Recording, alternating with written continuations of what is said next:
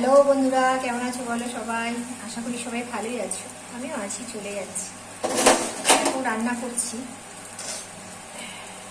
রান্না করলাম, আমি করছি। হলো ডিম ভাজলাম।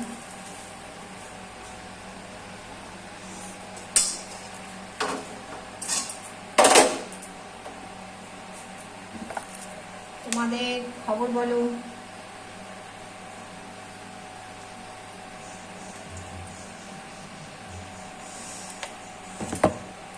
আজকে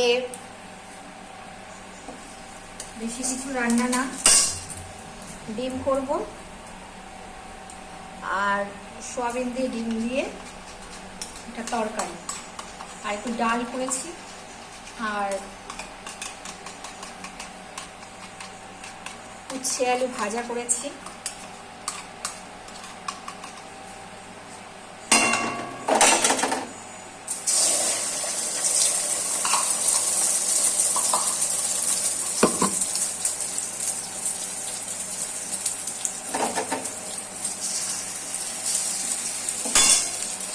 ছেলের শখ হয়েছে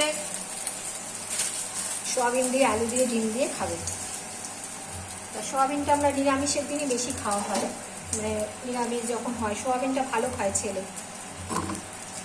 আমার অত ভালো লাগে না, তো এই ঝোল আলু দিয়ে ভাত খাই মোটামুটি। আমার সোয়াবিনটা অতটা ভালো লাগে না। তা আজকে ছেলে বলছে, মা ডিম দিয়ে আলু দিয়ে সোয়াবিন দিয়ে করো। চ তাই করি।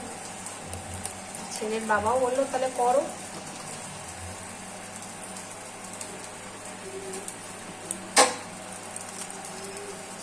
এবার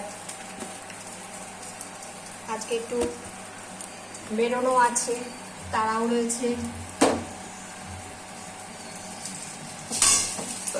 এই জন্য মামলেট করে ঝোল করছি। মামলেট করে ঝোল করলে একটু দেরি হয়, মানে পেঁয়াজ কাঁচা লঙ্কা কুচালাম, তারপরে হচ্ছে তোমার একটা একটা করে মামলেট করবো।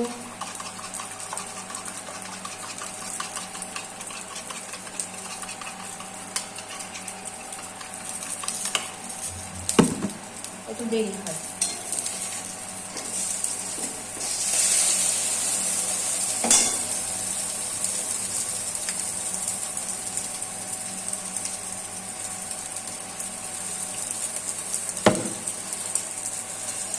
যা গরম বন্ধুরা, কি বলবো, সেই রোদ্দুর বাইরে।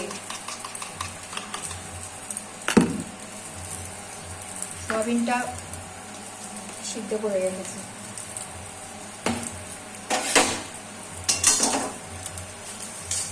ডিমগুলো দেখো কত মোটা মোটা ডিম।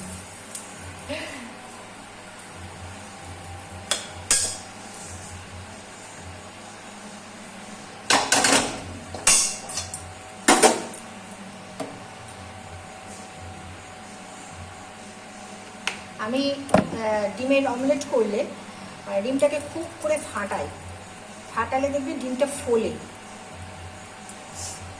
আগে তো ছোটবেলায় মানে হাত দিয়েই চটকিয়ে দিতাম, হ্যাঁ, এই মোটা হতো গরম গরম।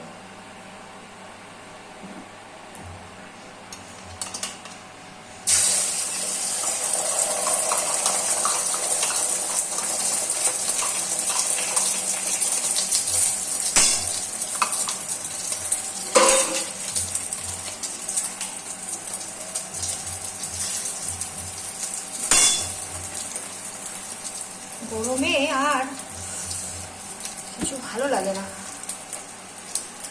দেখো কত মোটা মোটা হয়েছে ডিমগুলো, দেখেছো?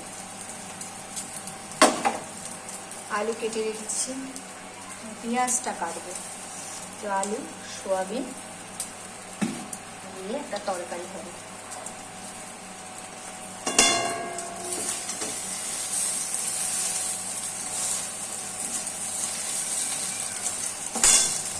তারপর বলো, খাওয়া দাওয়া কত দূর তোমাদের? আমার তো এই রান্না ঘর পোছা হয়ে গেছে।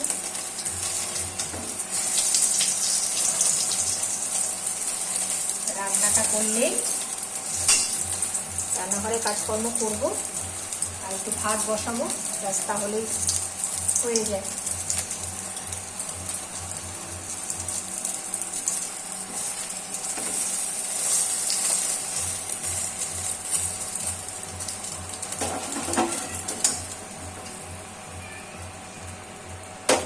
দেখো এই ডিমটা কত মোটা।